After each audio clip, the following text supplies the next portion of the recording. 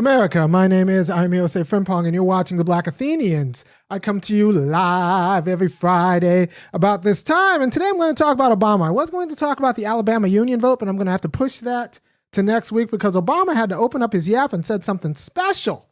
So let's go right to it because I'm a little bit heated, if you can't tell.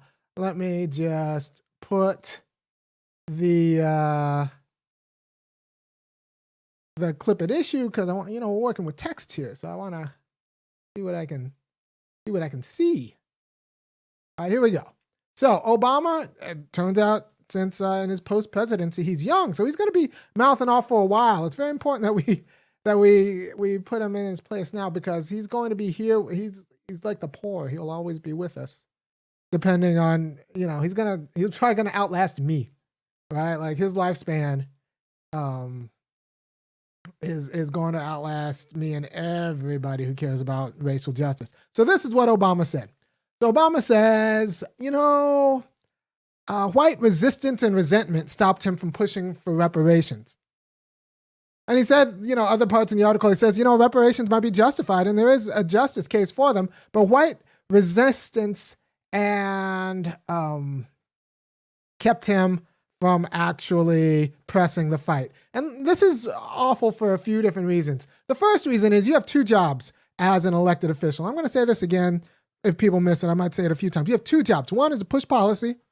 Two, clarify the fight, because you're in a democracy. And that means even if you get the policy through, but you've confused people about what it is, what you're fighting and why you're fighting it, you're dealing with a confused electorate and it's going to ultimately undermine your aspirations.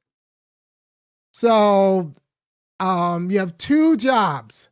And if you don't get that right, you'll end up like, remember this, right? I try to give visual aids to the people. All right, so if you don't get the fight right, even if you get the policy you want, but you've confused people about the issue, then you end up like Tom in this picture. You're like, ooh, I'm going to get Jerry. But that's what it is like to get policy through in a democracy while confusing the electorate. Right? So if you can't get your policy through, your number one job becomes to clarify the fight. As soon as it becomes clear that the Republicans aren't going to work for you, you clarify the fight. And if you don't clarify the fight, it might be personally lucrative for you, but it'll be bad for the cause. And if you notice, Obama's kind of like one of these cockroaches.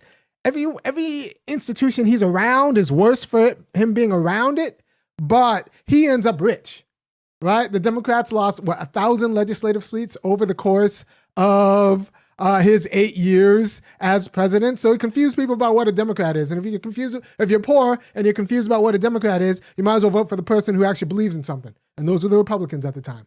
So he confused the nation so much that lost Democrats. 13 governor's seats were lost under Obama. That's because people were confused about what it means to be a Democrat. But he was very good at getting himself elected. So Obama's platform became elect me. And his policy for black people was vote for me and you'll get a picture of me and my family at the White House. So I have a problem with all of that, right? So the closer you get to Obama institutionally, the worse off you are and the better off he is. Nobody ever talks about the people he was a community organizer for in Chicago. They aren't doing so hot, I strongly suspect. And he so confused the electorate after 8 years, we got Trump. That is a confused and ticked off electorate. That's Obama's legacy. And he got rich and a Netflix deal and like dynastically wealthy, right? He gets $400,000 per speech wealthy, right? And his daughter just got a job as a producer, like a staff producer for Netflix, right? So he gets dynastically wealthy while everybody around him loses, or everybody affiliated with him loses.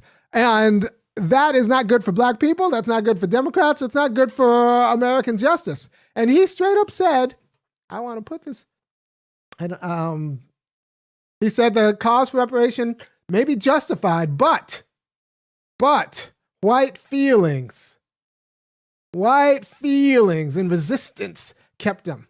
So in that way, Obama is the black flesh of white feelings. It's like white liberalism in black flesh. And there are things you can do that are bad for racial justice as a black man that you cannot do as a white man. And he was that guy. He was the guy who could do it. He set the cause back a few decades, if for no, like, not for, like, we don't live that long either. So when you say he set the cause back for a few decades, he took years off of your life, like, and your kid's life. All right. So you have to understand why I'm so heated that Obama could not clarify the fight. Even if you can't do anything, you still have a State of the Union to lay out the case for reparations and have that be the news cycle, right? So, and have that be like, you have executive power. You could tie No Child Left Behind. I mean, not No Child Left Behind. Race to the top funding to teaching the truth about American history. You have that kind of power through the Secretary of Education. If you can't get your policy through, you clarify the fight. And if you're not doing that, you have no business. You have no business in office. And if people are more confused after you've gone in office, nobody's ever more confused after I talk. I'll tell you that right now. If you're more confused after 8 years in office, if Democrats are more confused after 8 years in office, then it doesn't really matter what you passed because it's a democracy and the electorate's confused. And if you get rich, you get rich off of confusing the electorate, and you get your come up off of confusing the electorate, that's even worse. Now I'm going to hit the opening and I'll give you the case. To the beat, y'all. Yeah. Sound good to me. Never change the ways for the world or the government. If I was the president, then I would state facts. You leave it up to me, I'll paint the White House black and ain't no future in your front. To the beat, y'all. So just to rehash, Obama was on a podcast. He has a podcast with Bruce Springsteen, a very, Bruce Springsteen. Funny because the working class hero who then styled himself as the boss. That should already be like a little problem. So he has a podcast. He's on a podcast with Bruce Springsteen, and he says, you know what? Reparations is justified, but white feelings. I was worried. I was worried about the white resistance. First of all, once you're elected, it doesn't matter. And once you're elected, and especially the Republicans have proven that they're not going to do anything for you anyway, all you can do is make the case, right? You thought if you were nicer to them that they would appoint Merrick Garland. I don't know. One of us was naive at the time. Now, you remember at the time, I know who my enemies are. I was like, look, these guys aren't going to pass anyone. You should just nominate Anita Hill and make them turn Anita Hill down. That's what I said because I'm that Negro.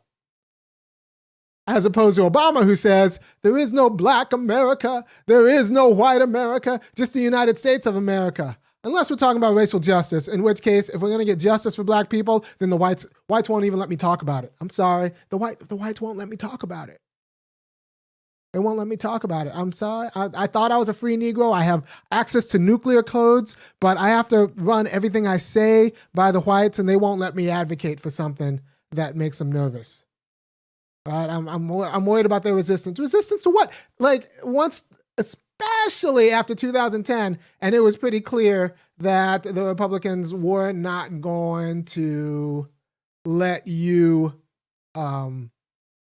do anything. All you do is take your case to the people and make the case, and take your case to the people about us. Instead, you confuse them about us. And you ate off of confusing them about us. Once again, I say, Obama says, white resistance and resentment stopped him from pushing for reparations. Although it was justified, he says in this same, interview, it was justified, but white resistance and resentment kept me from pushing for it. Look, I I've been on the business end of quite a bit of white resistance and resentment, and yet I'm still pushing. And I don't even have like a secret service. I just take my death threats like a man. Like I don't understand, or not, not necessarily like a man, like a warrior for justice. I don't necessarily understand like how you can be the president of the United States and say that I can't argue for things because the whites will get mad. You're the president of the United States. You get to argue for what you want to argue, and everybody has to cover it because you're the president of the United States. Like, you didn't see Donald Trump worried about like the blacks or the Latinos because he was used to power, right? So nobody's worried about, well, black people are not going to like that too much. Even Joe Biden said, I got black people anyway. I don't have to worry about them at all. They're going to vote for, what, they're going to vote for some other guy? Nah, I own them. If they really want justice, they should help me get Latinos. This is Joe Biden talking to black people. So the audacity of Obama and you have to understand, to get rich off of black failure, because that's what he does, right? He gets rich off of being the black guy in the room who is catering to white feelings. That's his shtick. Now, that's not just his shtick. It's pretty much one of the 13 things that black people do in America. And it's one of the 4 professional jobs that black people have, like being the black flesh of white feelings. So it's not just his job, and it's not just a small club he's in. But he's a very dangerous Negro, for example, because he's going to be alive for so long. By the way, if you like anything I'm saying, or you think that I should keep saying it, you have to understand that talking like this makes me downright unemployable, because I will not be the black flesh of white liberalism and white supremacy that way. I will advocate for black people as a justice claim, right? So it's not just a justice claim like, well, we have to make a situation whole because although we black people have a lot of money, it's just someone who's wronged us, so I need an apology. This isn't that. No, black people are not doing well, and there's no way for black people to actually be appropriately empowered in this democracy that doesn't come through reparations. There are some intermediary steps maybe that we need to get there. And that's why I talk about like a federal job guarantee, legal care, some universal programs. But that's all just to get black people's weight up so we can fight for the real fight, which is reparations. Because until reparations, black people will always be like calcified as the bottom class, caste. Like that's just, and you could say, well, I know some black people who are doing all right. You don't know enough, because there are masses and anywhere there's a black community is like degrading, like the quality of poverty and degradation. And like, it's starting to be generational, because whereas white wealth is starting to be passed down, we're looking at black wealth that's just evaporated, like poof. And when I say poof, I mean like people who had high schoolers who had prom dreams of going to the prom last year. It's just like, no, it's not on pause. It's just gone. It's like money gone from the stock market. It's not just paused, or like it's just gone, poof. Like that's poof. That's black life and black aspirations. It's just wholly destabilized, and it will never get better until we're serious about reparations. So Obama saying like, well, I understand that, but white resistance and like, what form could this resistance have taken? And I'll tell you the form of resistance it could have taken. Had he started talking like I'm talking, he doesn't get the $400,000 speaking gigs from, hedge funds and investment banks. That's the resistance he's worried about. It's not policy resistance, because at the time the Republicans weren't going to work with him anyway. And so like the resistance he was getting was it was going to screw up his afterwork. So he was a whole sellout. And you have to understand that he's taking away your grandkids' inheritance and bargaining that so that he can afford an extra servant in his Martha's Vineyard mansion. Right? So now he makes the case harder for us because he's saying like, well, I was a black president. It can't be that hard for black people. He's given that story to white people in their mind and getting rich off of it, while at the same time saying that like, well, we should talk about reparations, and I would have, but like white resistance isn't that bad, is too bad. While at the same time saying that there is no white America, there is no black America, we're all just Americans. No, white America is what's keeping black America from getting its justice. Like if there is no other defining characteristic between the races, that's it. And as long as you are keeping black people from getting their justice, you might as well be white. That means any person of color, any feminist, any recent immigrant who comes here and is a problem for black people being made whole, they're white. Like they're trying to assimilate into a white ideology, which is kind of has hegemonic power over what it is to be an American. That means like when immigrants come here, they want to be an American, and to be an American, that means treating other black Americans like crap. That doesn't mean like assimilating into a losing team. That means, it's like moving to New York. You don't become a Mets fan. Go with the Yankees, right? So that's immigrants coming to the United States. They don't come here and say like, I'm going to take up common cause with the Negro. No, they want to be an American, and American and whiteness is kind of and same, and American whiteness means the disposability of the entire black communities. You can pluck up one or two like useful Negroes, but for the most part at the community level, we're circling the toilet. And the only way to get out of that is government reparations, not private charity, government reparations, because it's the only entity with the wealth and the resources to actually, and the guns required to install this. And Obama saying like, well, I could have made this case, but I was scared of white resentment. If I'm not scared of white resentment, like I don't understand. Like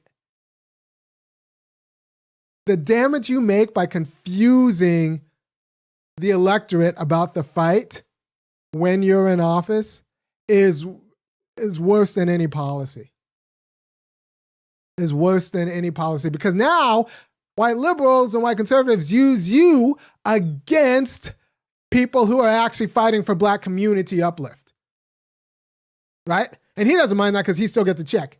Every time someone uses Obama's name in a anti-reparations argument, like Obama gets a 25-cent a check in the mail, and those quarters add up to whole zillions of dollars. Make no mistake about that. The damage he does every time, like the damage he did by confusing this fight is not negligible, and it's enormous. It's enormous, right? Because in a democracy, a confused electorate is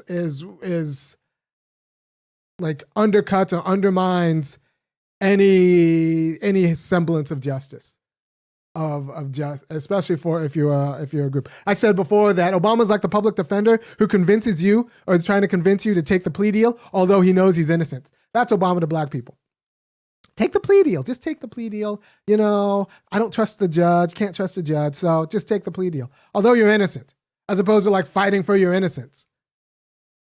And you have to, there are a few things, right? You have to understand that reparations isn't just justified. And he says it's justified. It's vital. It's vital. We are circling the toilet. Anywhere there's a community of black American descendants of slaves, there's a community of people who are not doing well, not particularly stable, and are scared of white people.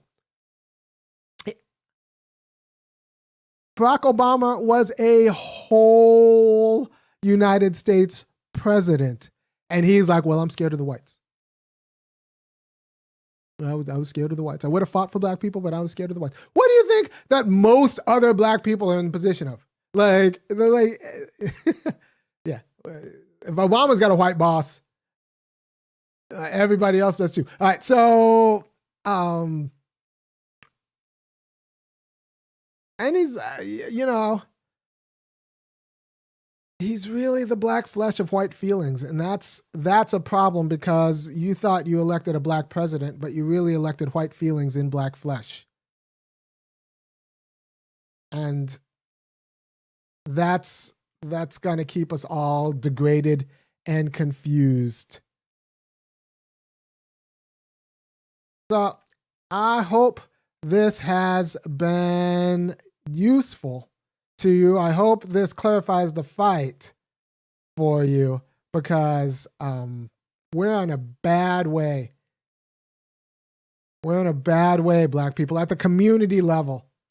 And if you aren't about democratizing power through government reparations, and you aren't on the way with that and talking about that, then you're pretty cool with American success on the back of black generational poverty. Right? I want an America where no black person is scared of white feelings. But instead, unfortunately, we have the black president of the United States saying, like, well, I couldn't say it because the whites wouldn't let me. You have nuclear codes, but the whites wouldn't let you? And what the tacit under that is, and let me keep my job. Let me keep my after work. Let me keep the checks flowing in. So wouldn't let me, and let me keep the quality of lifestyle to which myself, Michelle, and Malia, and Sasha have become accustomed and aspire for our grandkids. They wouldn't let me, and also, I wanted to get on Richard Branson's yacht at the end of this, and I don't want him getting ticked. Right? So Obama, the whole sellout, screwed up how we think about politics, because now you got a lot of young black politicos who are probably thinking, well, I got to take the Obama route and just kind of be safe, which means they're going to either, and it's not going to work for them either, because Obama burned that out. He's that cockroach, right? He does well. Everybody around him or affiliated with him is not going to do nearly as well, because he's that guy. He's like a vampire. The closer you get to him, the better he does. Sucks everyone else's blood who might be affiliated with him. And Trump is actually when you get what you get when the first black president is a whole chicken shit. When the first black president is scared to advocate for justice claims, even ones he feels are legitimate for black people, then white nationalism, they could sense the blood in the water. Like, white nationalism will pounce because they could see your weakness. Right? Trump is what you get when your first black president is a whole self-serving chicken shit. And it's just unfortunate. By the way, I think you should send this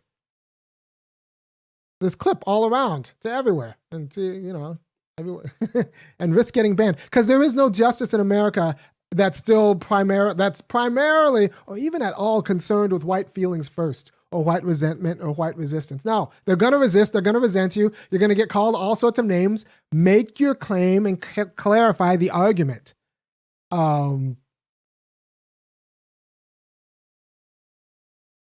Yeah. He went from yes, we can to like, where's my mansion on Martha's Vineyard and Netflix deal?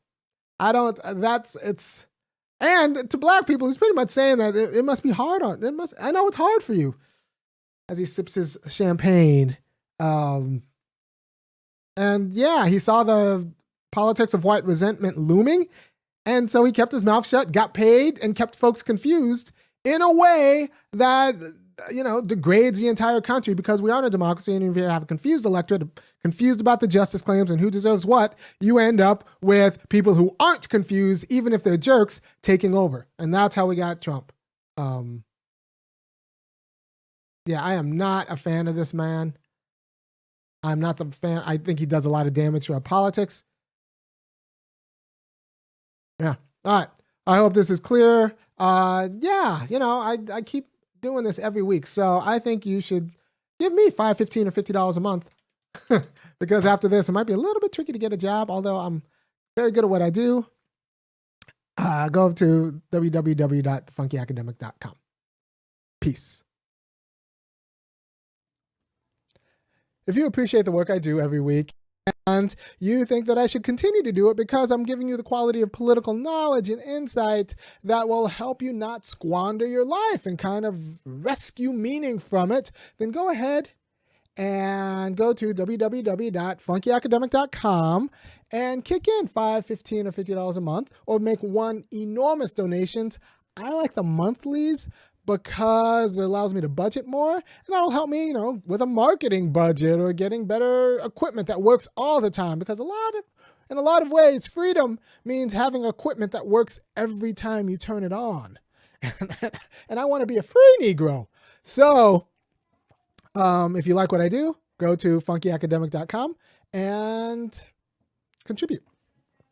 Thanks often comes in the form of cash, and the site takes credit cards.